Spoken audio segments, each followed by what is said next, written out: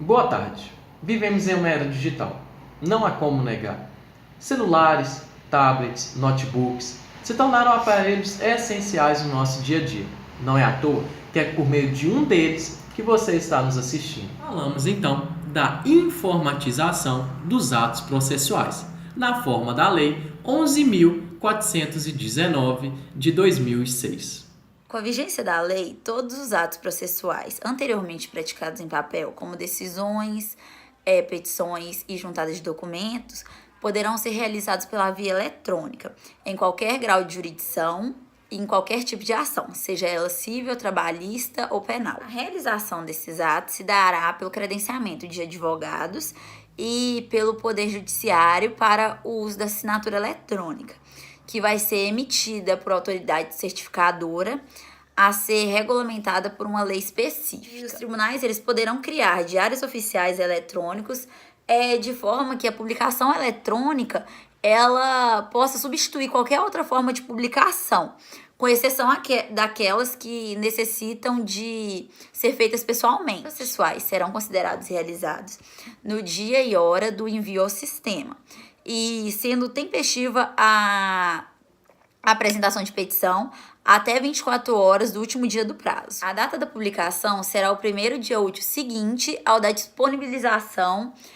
da intimação para o Diário Oficial Eletrônico, sendo que os prazos eles começam a fluir no primeiro dia útil após a data da publicação. Vamos conversar com o Procurador Federal Gabriel de Souza. É com vocês, meninas. Nós estamos aqui com o Procurador Federal Gabriel Carvalho. Ele vai falar um pouco sobre a informatização dos atos processuais. Então, Gabriel, nós estamos vivendo na era digital e é fato que nós estamos assim com uma ampla globalização. E o que o senhor acha sobre a informatização dos atos processuais? O que você acha dessa grande informatização, dessa digitalização no âmbito jurídico? Boa tarde, bom dia a todos. Eu entendo que o direito ele deve acompanhar a evolução tecnológica.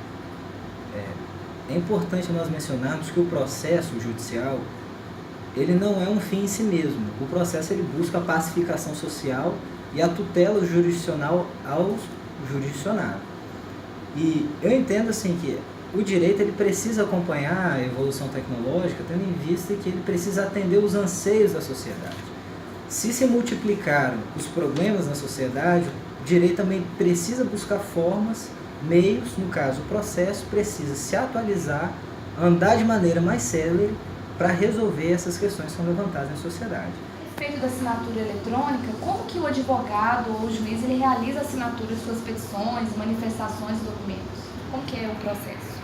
Para você poder assinar eletronicamente um documento, uma petição no processo judicial eletrônico, é necessário que você tenha um token.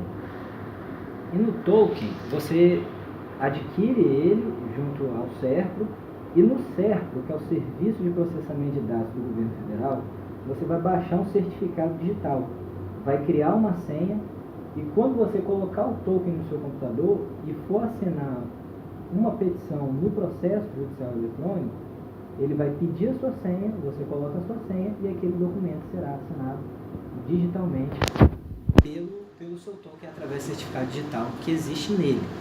Eu vou dar um exemplo aqui para vocês. Esse caso aqui foi feita uma peça, uma petição, e ele foi assinado eletronicamente com um token.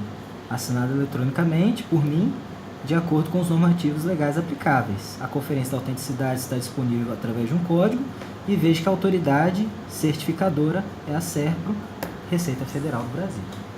Em relação à segurança, é seguro, não é? A segurança do token é semelhante à segurança de um cartão bancário, por exemplo. Se você pega o seu cartão e compartilha a sua senha com ele, desde que não haja biometria, se você compartilha a senha do seu cartão, outra pessoa poderá usar em seu nome.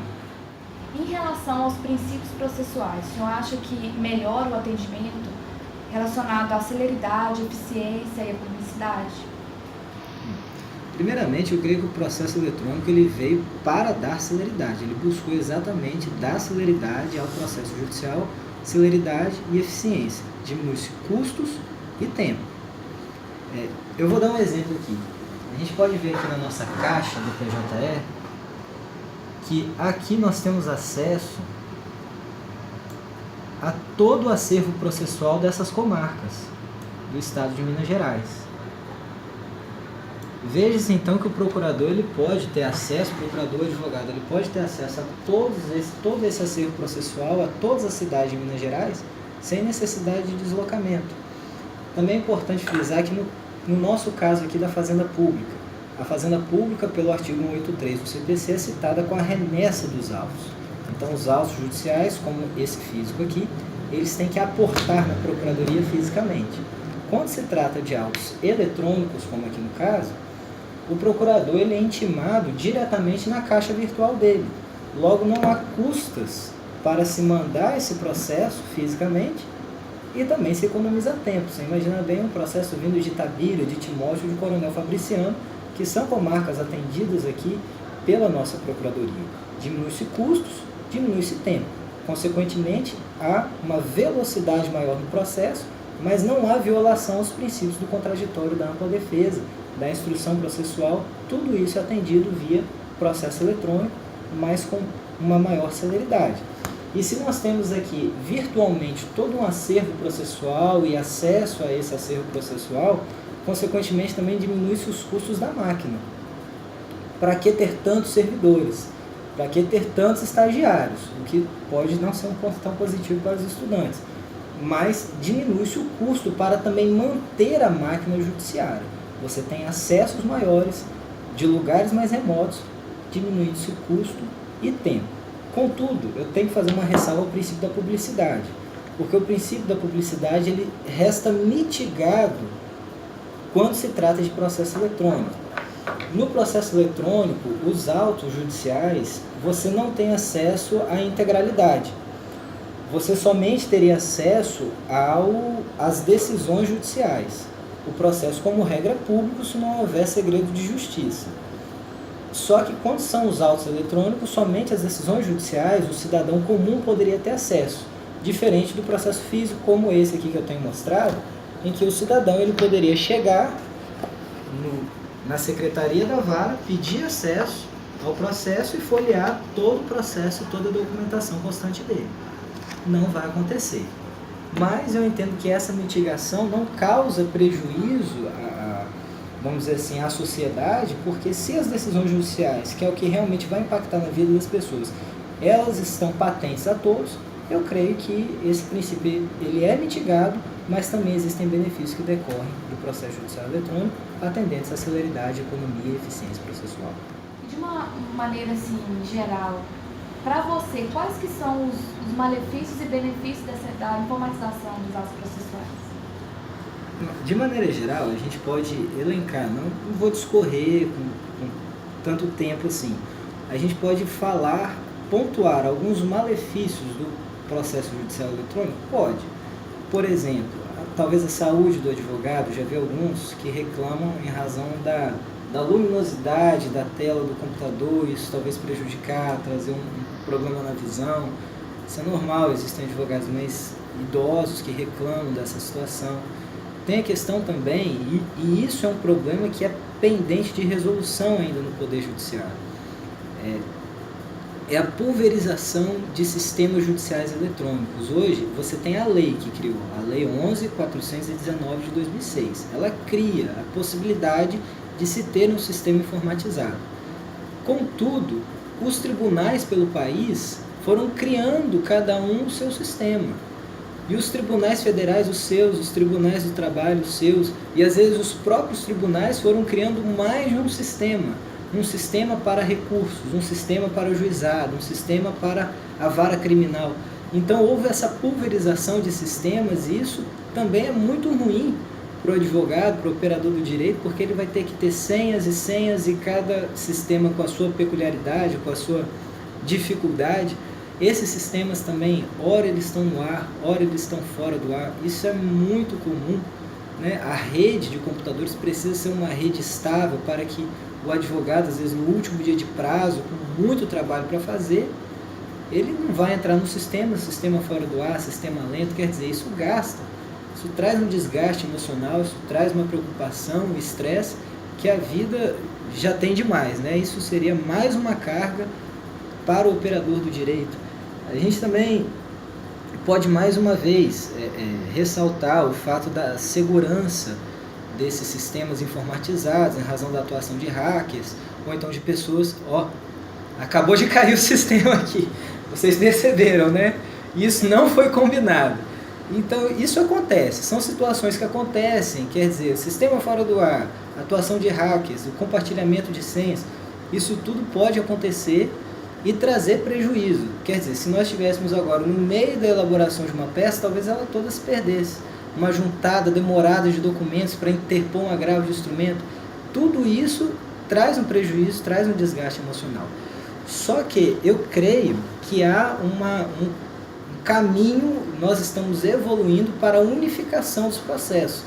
Hoje o CNJ ele trouxe nas suas resoluções a linha de unificação dos processos judiciais no PJE, naquele que eu acabei mostrando aqui para vocês.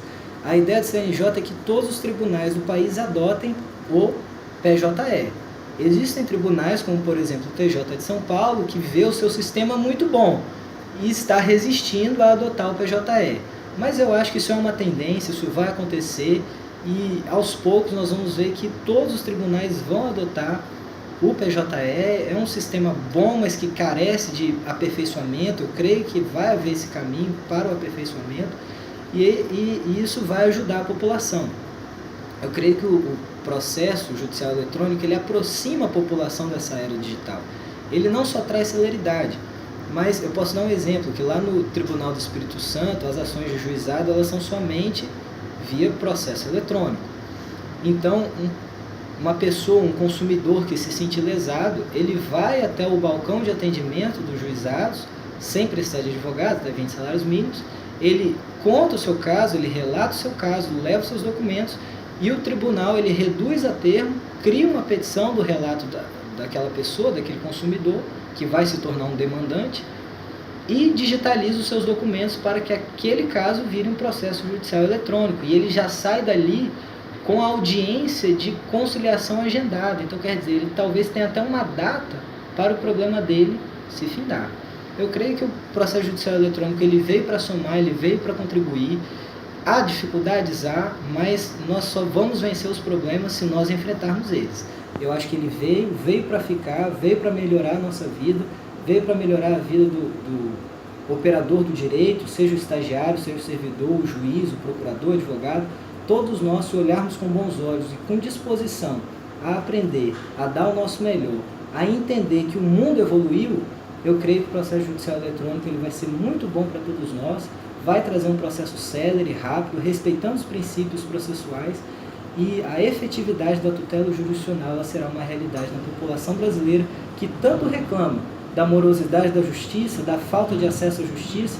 O processo judicial eletrônico ele veio para aproximar a população do poder judiciário, para ter a solução dos seus conflitos e para ser uma forma de pacificação social. Então podemos concluir que o processo judicial deve acompanhar essa evolução tecnológica presente na nossa sociedade, porque ela dará celeridade aos atos processuais, diminuindo custos e tempo, fazendo com que minimize a morosidade do direito, dando também publicidade e maior acessibilidade à justiça. Assim, nós estamos caminhando para a informatização dos atos processuais, que, quem sabe, futuramente seja adotada em todo o país.